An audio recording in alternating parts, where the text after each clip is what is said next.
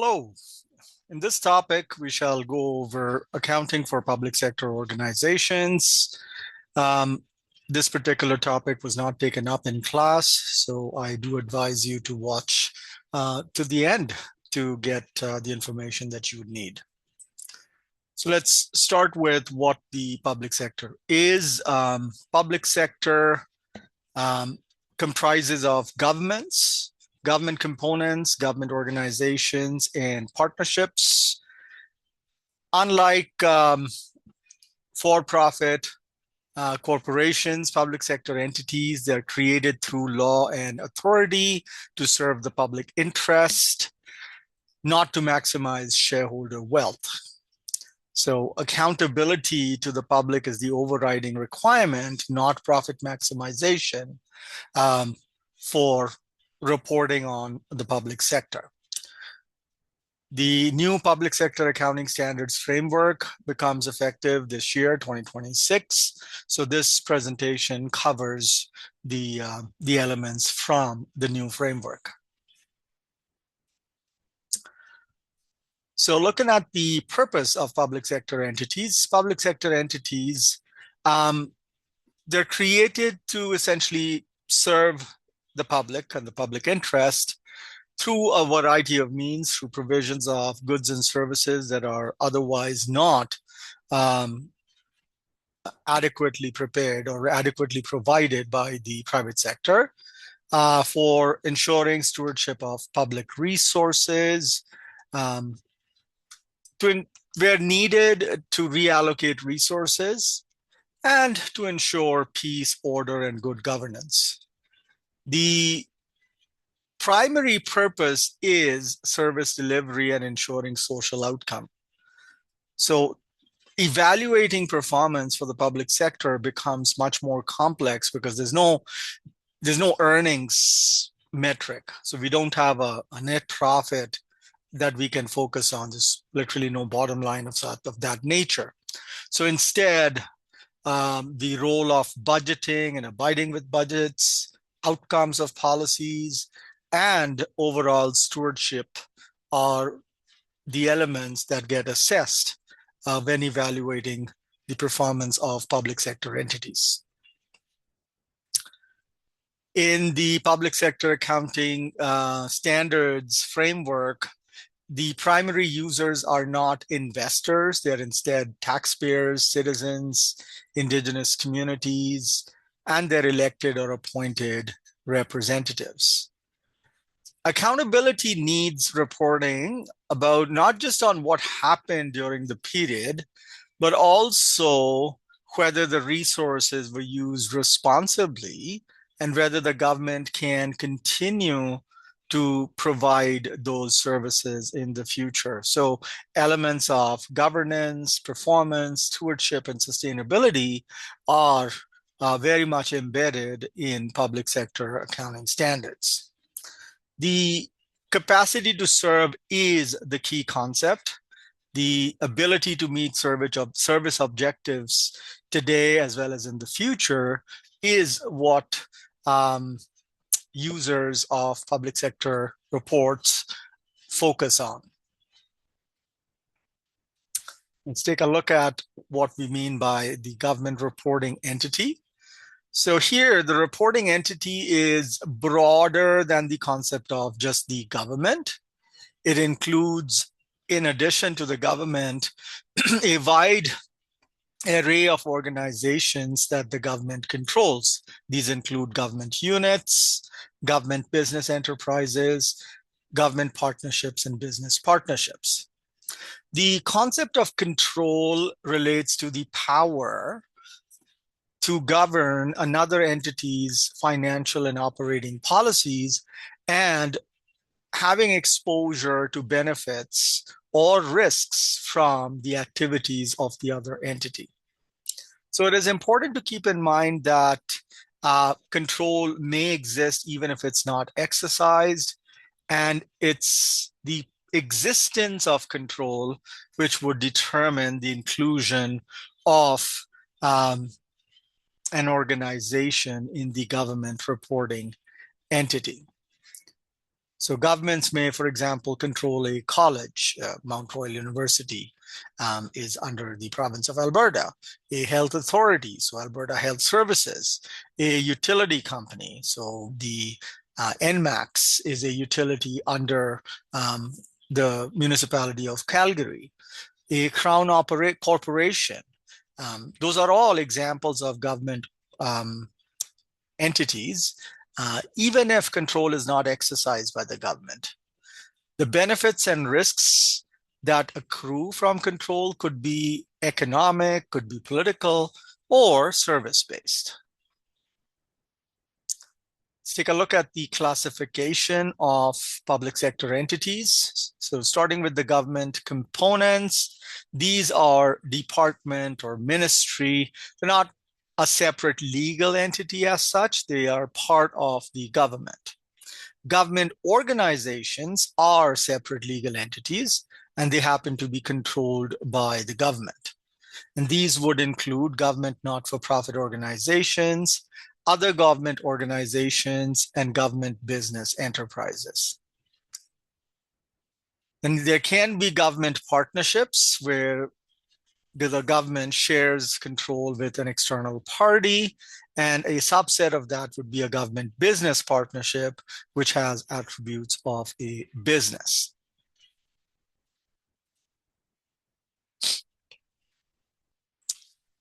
Looking at the standards that apply to the public sector by entity type, you will notice that the Public Sector Accounting Handbook applies to pretty much all types of public sector entities, except for government business enterprises and government business partnerships. In these two instances, the reporting framework is IFRS, International Financial Reporting Standards. And that might be a surprise to some of you. That decision, because these are externally oriented organizations, the government has imposed expectations of public accountability. And in order to ensure that public accountability and the business nature of these organizations, they are required to abide by international financial reporting standards. Let's consider what makes the public sector unique. The public sector entities are defined by basically 6 unique characteristics. There is an overriding element of public accountability. They have unique governance structures. They exist to fulfill multiple public interest objectives. The specific nature and use of public resources makes them different from for-profit enterprises because the public sector uses public resources. There are considerable instances of non-exchange transactions in the public sector. Governments provide services and often do not charge market value for those services. And then lastly, the longevity of the public sector. IFRS can't be simply applied to all government entities because IFRS assumes profit motives, transferable ownership, decision usefulness from the perspective of investors and creditors, and transactions that are essentially at arm's length. They're exchange transactions. And these assumptions don't always fit neatly in a public sector context. Let's explore each of these characteristics in more detail, starting with public accountability. This is the most important characteristic. So public accountability arises because governments can impose taxes. They regulate, they can take away, they can expropriate property if the need arises. So if the government wants to build a road that goes through an individual's property, the government can offer to buy the property, buy the right of way, but if the individual refuses, the government can, through its power, actually take over. They can expropriate that property. So that's an important, very, very, very importantly distinct capability that governments have. Governments do borrow on behalf of the public. So because the public bears the consequences, there is an expectation that the government is held accountable to the public for how resources are used. Now, in order for ensuring accountability, budget-based reporting is the primary tool used. And this is a significant departure from IFRS. Looking at governance structures, governance within the public sector flows through constitutional and legislative authority rather than corporate law. There are elected officials that serve in parliament, but there's also the bureaucracy, which offers continuity for the government, even if elected officials get voted in and voted out. Government exercises public authority and administrative law. Indigenous governments are a further illustration that the public sector governance is not limited to Westminster-style institutions, because indigenous laws and the concept of rights can be quite different from how the Western idea of laws and rights might apply. So in terms of why it matters, it does matter for consolidation, recognition of control. Control may arise from hereditary authority, treaty rights, or constitutional authority. So in sum, governance differs fundamentally from corporate governance under IFRS, where for publicly accountable enterprises, corporate governance is executed through the board of directors, who are appointees on behalf of shareholders. The public sector serves multiple objectives simultaneously. So essentially, the performance of the public sector is multidimensional. You have service delivery, redistribution for social equity, ensuring proper stewardship of assets and resources, as well as public safety and welfare. So given this multi-dimensional aspect of public sector performance, profit maximization is not the overriding objective. For example, you could have a transit authority that loses money, but if it will still be considered to have succeeded if it gets the ridership to increase, because that would ensure environmental and mobility objectives are met. In an IFRS world, if a company was to have continued losses over a long term, that would trigger impairment. In the public sector, this could indicate the success of policy. The nature of public resources also differs from for-profit oriented enterprises. Public resources, for example, include non-purchased resources such as crown lands, natural resources, heritage and cultural assets such as collections, monuments, tangible capital assets, so infrastructure, networks, systems, intangibles, and financial resources.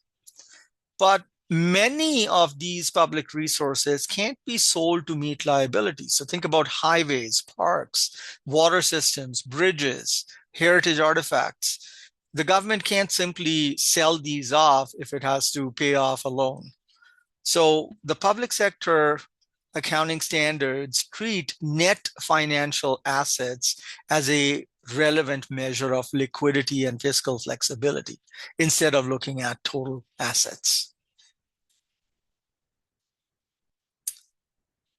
The public sector has considerable non-exchange transactions, which includes the incidence of taxes, transfers and social benefits, fines, penalties, fees without performance obligations, and donations and contributions.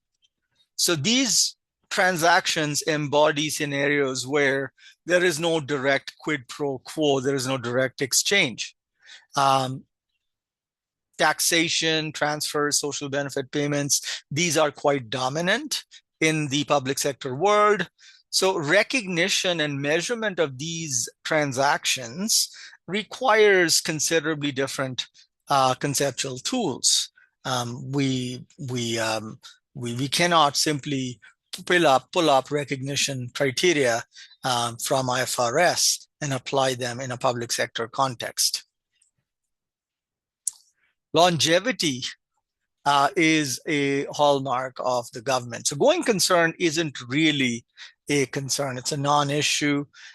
We expect that programs and services provided by the government will continue indefinitely.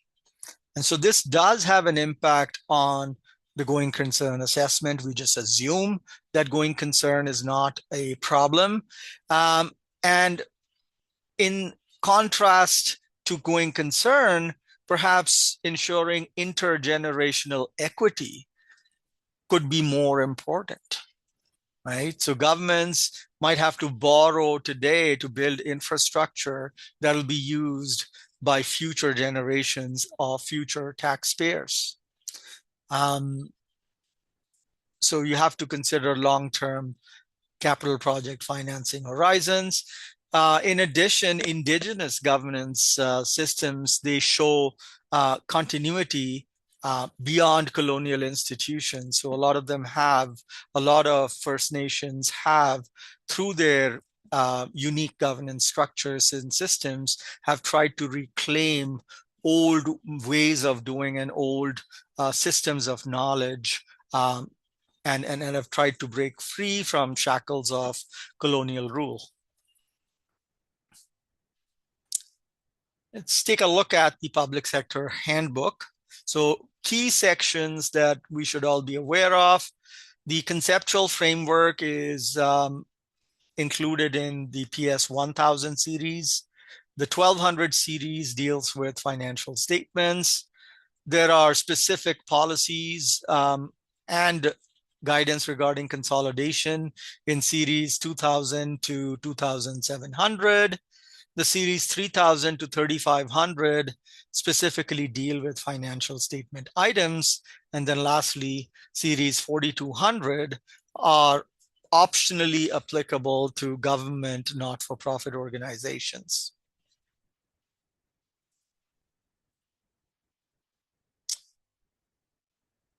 So exploring a little bit more of detail, looking at the objective of financial reporting from a public sector point of view.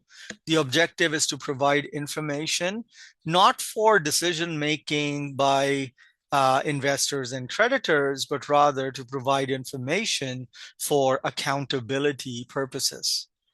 So the broad reporting expectations from public sector entities include providing information about their financial condition, their financial performance, but again, financial performance not with a focus on profitability, and compliance with authorities and plans, so budgets.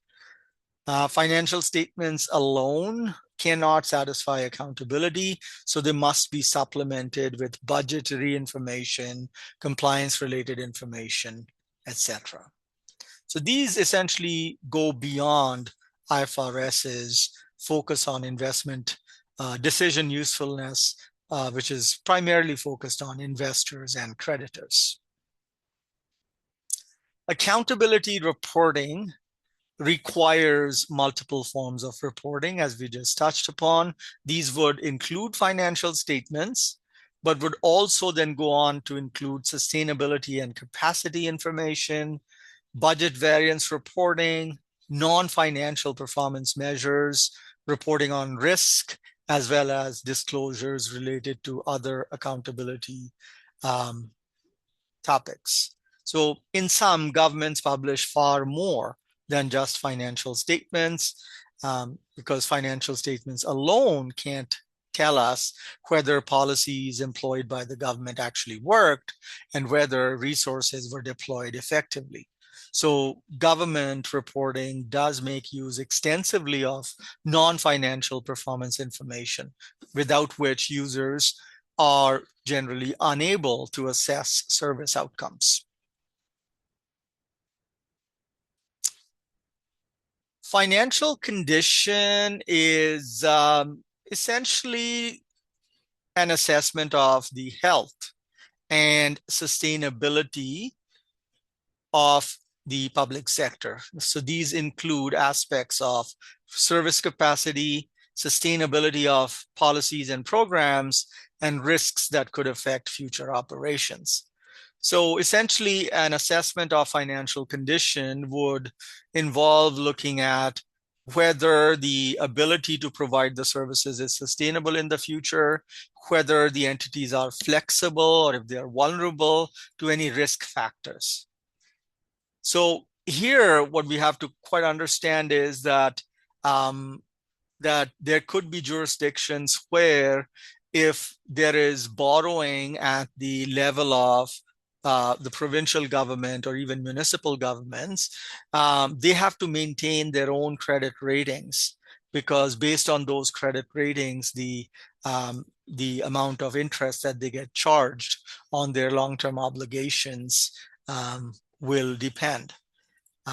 So this is an important aspect from not just the regular users, but providers of debt capital to the governments. So often pension plans will buy government securities because of the inherent nature of stability related to the government. Financial performance, it measures the results of policies and operations over a reporting period, and it takes into consideration the capacity to serve, impacts on an entity's capacity to serve, the effectiveness of resource utilization, and its adherence to budgets. So in here, comparison of budgets to actual numbers is mandatory, right? So performance is always considered relative to the budget, as there are no profit expectations. So if a government organization ends up with a surplus of revenues, it doesn't necessarily communicate that it did its tasks, it performed successfully. Deficit also does not necessarily imply failure.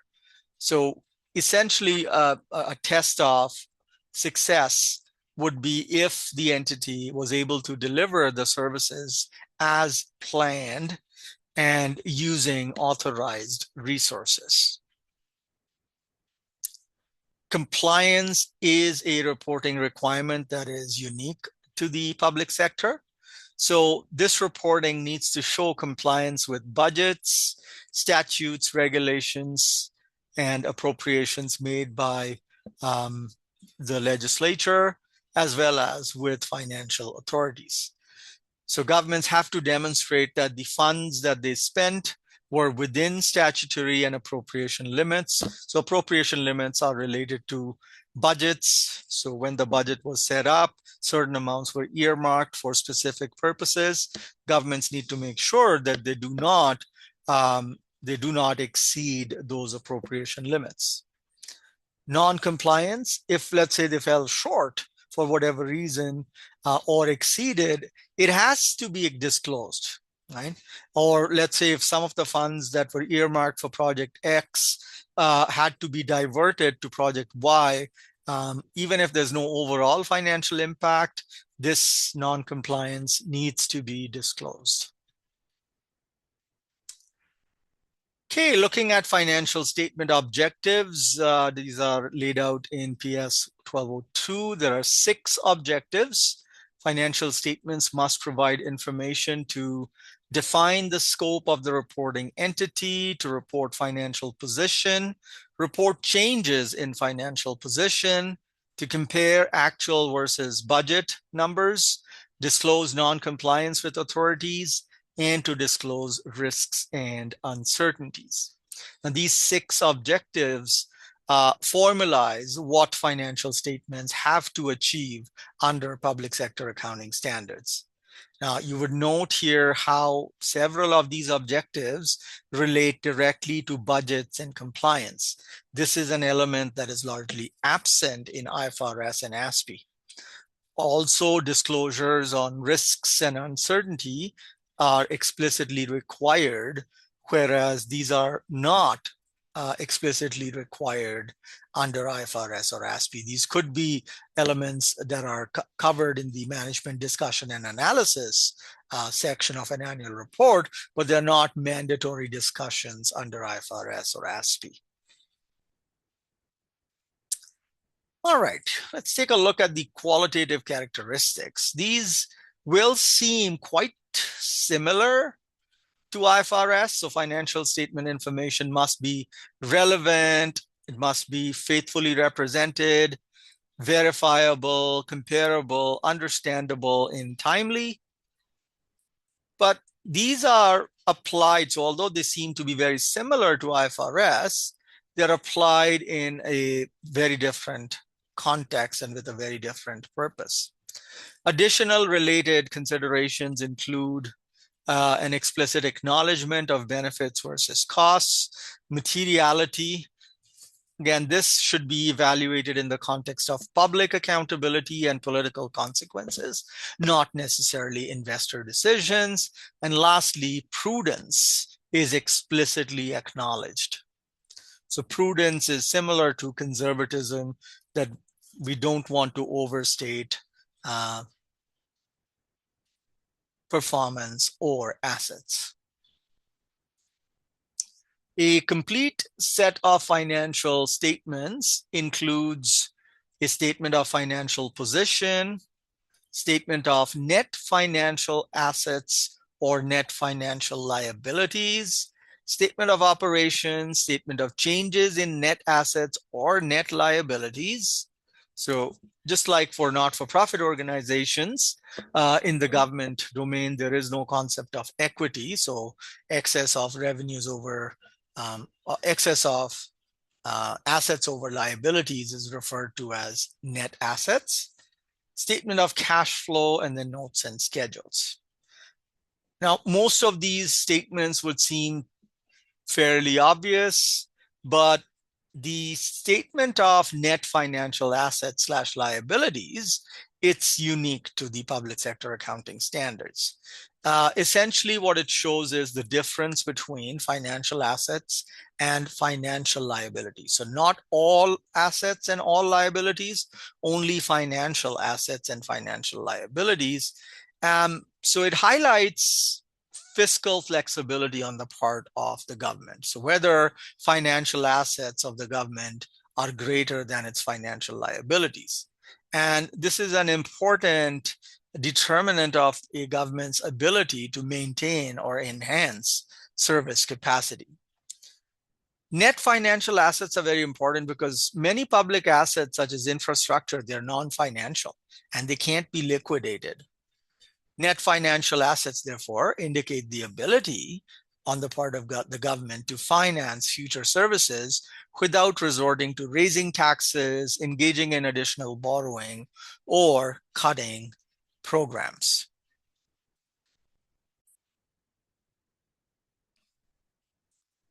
The statement of operations is a presentation of revenues and expenses.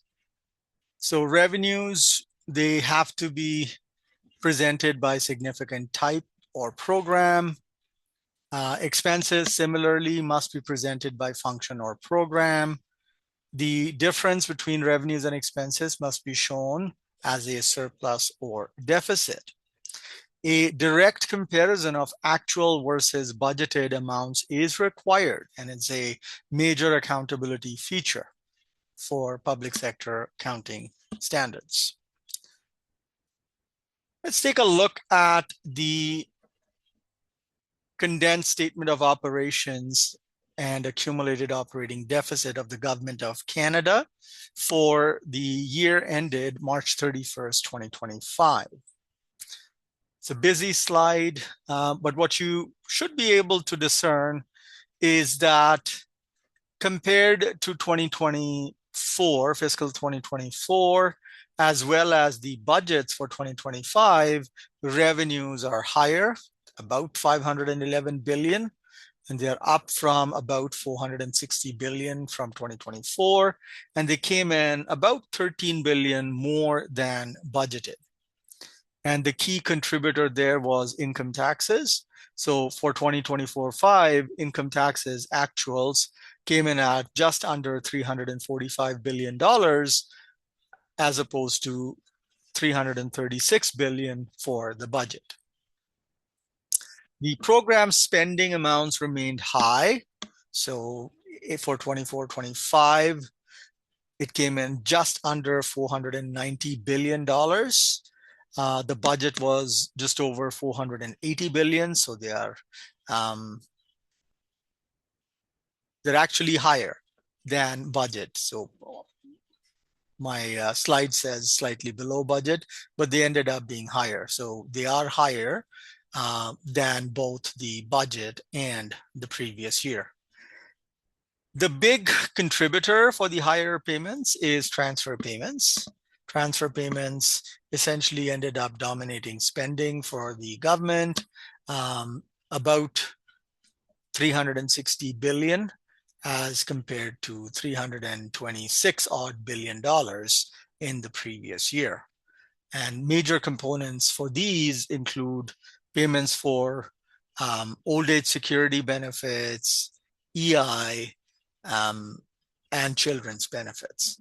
Something to note is that the government did not make COVID-19 income support, and actually may have had some clawbacks because the amounts for COVID-19 income support is shown as negative. The annual deficit went down. So in fiscal 24, it was just under $62 billion. For fiscal 25, it ended up being just over $36 billion. So certainly under the budget amount of about $40 billion. But the accumulated deficit still, I mean, because of the ongoing increases, the accumulated deficit for the Government of Canada in 2025 fiscal topped $1.28 trillion, trillion with a T. The statement of financial position here provides information that tends to be a bit different from private sector entities. Usually liabilities are greater than assets, and assets are split up into financial and non-financial categories. The excess of liabilities over financial assets is shown as the net debt on a statement of financial position. So taking a look at the Government of Canada Statement of Financial Position as at March 31st, 2025, you'll notice that the total liabilities went up, and they've been primarily driven by an increase in debt.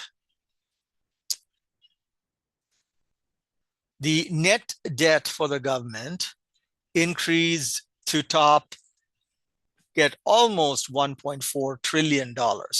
And if you assume about 40 million Canadians, that's an average per person of $34,800 and more. So that is definitely a cause for concern.